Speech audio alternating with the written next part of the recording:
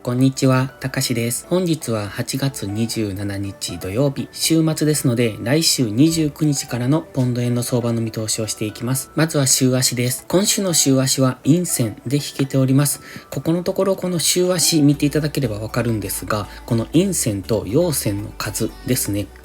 上にも下にも髭を出しながら乱高下をしているのは確かなんですが、週足としては陽線よりも陰線の方が圧倒的に多いのがわかります。ただ、上下に髭を出してますので、買い足で見ると乱高下しながらのじりじりと下落をしているという、そんな印象ですね。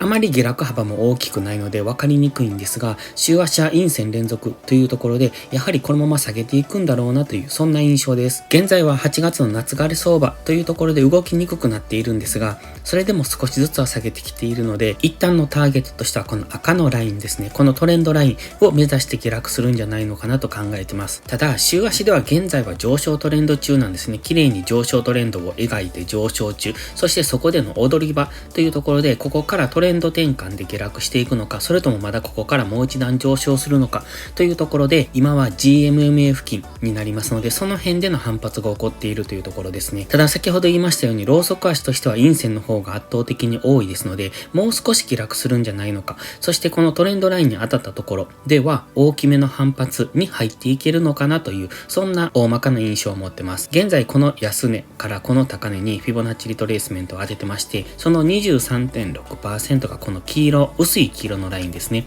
158.171、そして 38.2% が 151.639 というこのラインなんですが、まずは 23.6%、ここを目指して下落してくるのかなと。そしてこの辺付近は先ほど言いましたこの赤のトレンドライン付近でもありますので、一旦の下落ターゲットとしては158円付近かなというふうに考えられます。ただ今は GMMA に反発してますので、もう少し下げしぶりながら下げてくる、もしくは大きくズドンと下げてきた場合はそこからの急反発というのも考えられます。今までじりじりと下げてきてますが、ここで急落が起こってこのトレンドラインにぶつかったあたりでの急騰ということも考えられますので、その辺が難しいところですね。では日足です。日足はこの白のボックスの中で動いていると考えてるんですが、だんだんと高値を切り下げてきてますね。そしてこの GMMA、この青い帯ですね。ここに過去2度反発して下落してきてますっていう話をしてるんですが、昨日も結果的にはこの GMMA に反応して下落してきた形になってます。昨日は夕方から強めに上昇してきてましたので、この GMMA を抜けるのかなとは思ってたんですが、結果的にはここで反発して下落してきてますので、やはりまだ下に行きたいんだなっていう風に感じられます。今のターゲットはこの白のボックスの下限ですね。160円付近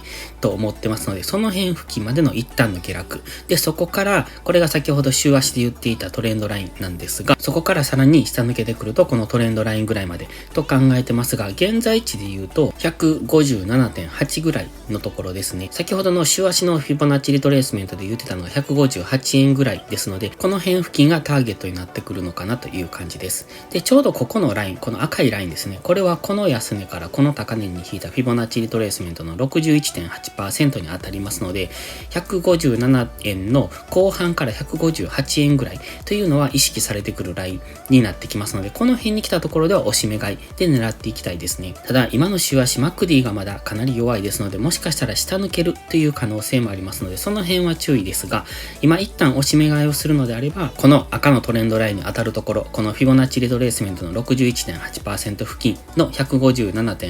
とか158円付近っていうのは週足単位での大きな反発を狙える、そんな押し目買いポイントになってくると思います。ただこの直近ではこの白のボックスの下限160円付近っていうのは短期的な反発を狙えるポイントではありますので、この辺は反発を狙っていってもいいと思います。それでも今は GMMA に抑えられて下落中というところで下抜ける可能性も高いですので、ロングは慎重にというところですが、やっぱり結構強く反発してますので、下がってきたところでは反発を狙っていきたいなとは考えますね。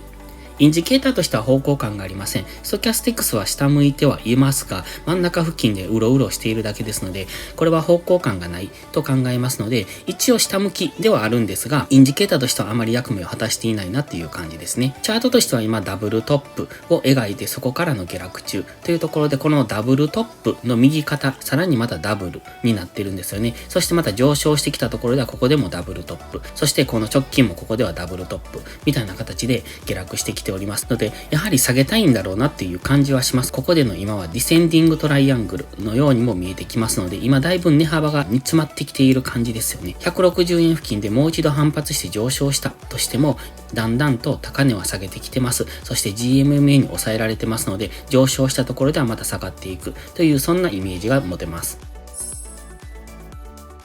では4時間足です。とはいえ4時間足では結局はこのレンジから抜けられていないんですよね。昨日大きく上がって大きく下げてはきてますけれども、この辺今までずっとレンジになっているこの狭い幅でのレンジですよね。ここから今一向に抜け出せないというところで週明けどうなるか、そしてこの切り上げラインも近づいてきてますので、一旦下落したら反発するだろうなというところです。ただやはりこの昨日の長い上髭、大きな陰線っていうのも印象的ですので、基本的には下げていくとは考えますけれども、ここが先ほど冷やして言ってましたボックスの加減ですね。白のボックスの加減160円付近。その前にここ今安値を切り上げてきてますので、この切り上げライン付近というのは反発されそうなところ。ここ価格が 160.8 ぐらいですね。この辺まで下げたところでの反発。この反発がどこまで反発できるのかですが、今は4時間足の GMMA にも反応して下げてきているようにも見えますよね。昨日一旦上抜けてこのまま上抜けるのかなと考えたんですが、結果的には下げてきてますので、この GMMA に抑えられた格好にはなってます。と考えますと、この切り上げラインで反発してきてもまた4時間足の GMMA で抑えられて下げてくるんだろうなという、そんなイメージが持てますので、来週初頭は一度下落、そしてまた反発、そして GMMA で抑えられてまだ下落していく、そして160円ぐらいを目指していくのかなというようなイメージが持てます。また160円に来たところではここでは反発すると思いますので、反発して日足の GMMA がこの辺に来てますので、そこで抑えられて再び下落というそんな印象ですね。この赤のライン、この右上がりのラインが、これが週足で言っていたトレンドラインですので、この辺付近まで下落する可能性を考えてます。ただ今のところで言いますと、このままズドンと綺麗に下落してくるというよりも、まだもうしばらく夏枯れ相場が続きそうですので、じりじりと下げてくるのかなという印象ですけれども、何かのきっかけで大きくズドンと下げることも考えられますので、その辺は注意が必要ですね。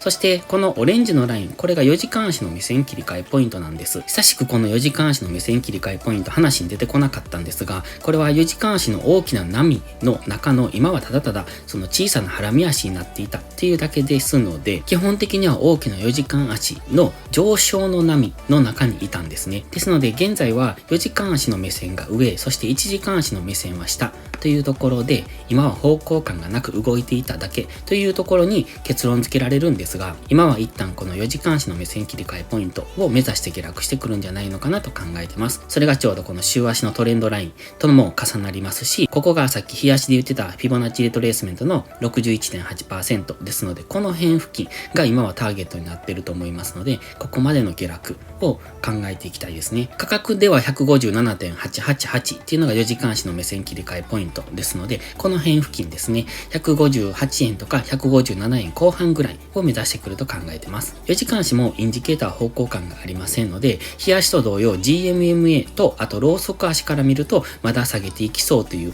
ちょっと根拠としては薄いんですけれども、今のところかなり上値も重くなってますので、おそらく下げるんだろうなというふうには見えます。では1時間足です。1時間足も方向感がなくなりましたね。4時間足も日足も方向感がなし。ただ GMMA としては下向き、そして上値を抑えられているというところで現在下向きには来ているんですけれども、1時間足では昨日言っていたこういった鍋底を描いての上昇みたいな感じにも見えてきます。今綺麗にこのなんて言いますか、曲線を描いてますよね。だんだんとこの下落が緩やかになって、そして上昇していくのかなというふうにも見えます。そして昨日のこの上昇ですね、この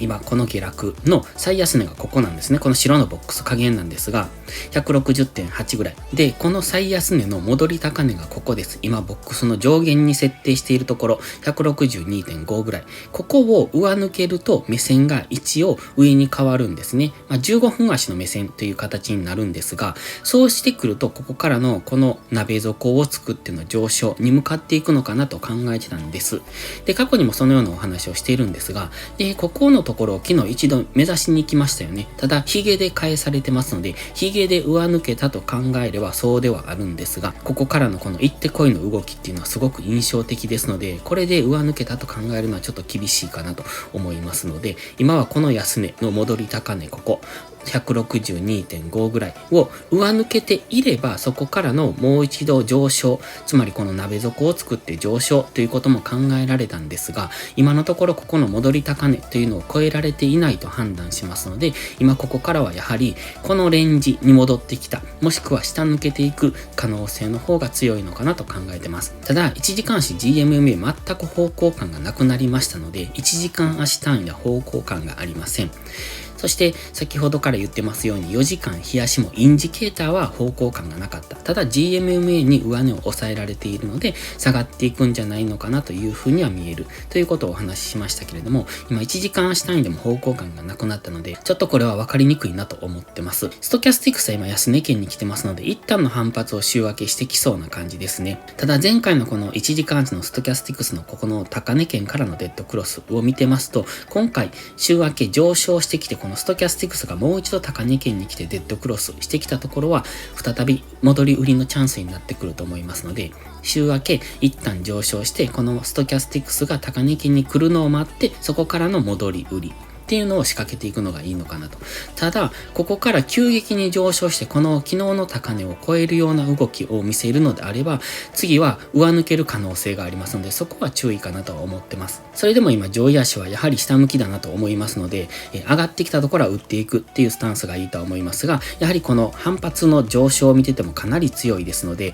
次はここですね。このボックスの下限、160.8 ぐらい。ここが先ほど4時間足で言っていたこの切り上げラインとも重なりますので、この辺では比較的強めの反発が起こる可能性がありますね。なので次のロングエントリーポイントとしては 160.8 ぐらい。で、ショートエントリーポイントとしては1時間足のストキャスティクスが、この高値に来たあたり、そこでショートエントリーなんですが、ストキャスティクスが高値圏に来たからといって必ず下落するわけじゃありませんので、その高値圏に来た時にこのチャートがどこにあるかですね。今までこういった反発をしてきたこの白のゾーンの上限ぐらいとか、この白のゾーンの下限ぐらいとか、この辺に来ていると、ストキャスティクスのデッドクロスと、この今までのレジサポラインというところでの反応というところでのショートエントリーが狙いやすくなってくると思います。そして 160.8 ぐらいに来たところでは再び反発のロングを取ることも可能だとは思いますが、上位足がやっぱり弱いので、下抜ける可能性もありますので、できれば上がったところを打っていく方が安全なんじゃないのかなとは考えてます。